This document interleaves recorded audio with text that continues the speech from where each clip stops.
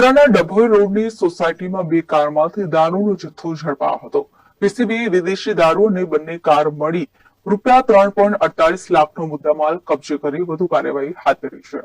લોકસભાની ચૂંટણીને ધ્યાનમાં રાખીને વડોદરા શહેર પોલીસ વિભાગ દ્વારા બુટલેગરોની ગતિવિધિઓ પર નજર રાખવા માટે પ્રોહિબિશનની ડ્રાઈવ શરૂ કરાઈ છે, જેના અંતર્ગત પોલીસ દ્વારા વિવિધ વિસ્તારમાંથી વિદેશી દારૂનો જથ્થો ઝડપી પાડવામાં આવી રહ્યો છે. દરમિયાન શુક્રવારે પીસીબીની ટીમને બાતમી મળી હતી કે વડોદરાના ડભોઈ રોડ પર આવેલા પરિવાર 4 રસ્તા પાસે રણછોડ પાર્ક સોસાયટીની બહાર બે કારમાંથી વિદેશી દારૂનો જથ્થો સંતાડીને મૂકવામાં આવ્યો છે.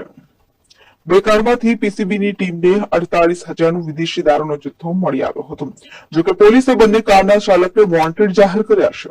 પીસીબીએ વિદેશી દારૂનો જથ્થો અને બે કાર મળી ₹3.48 લાખનો મુદ્દામાલ કબજે કરી આગળની કાર્યવાહી માટે પાણીગેટ પોલીસ સ્ટેશન સુપ્રત કર્યો છે. જેના આધારે પીસીબીની ટીમે બાતમી મુજબના સ્થળ પર જઈને પાર્ક કરેલી બંને કારમાં તપાસ કરતા 48,000નો દેશી દારૂનો જથ્થો મળી આવ્યો હતો.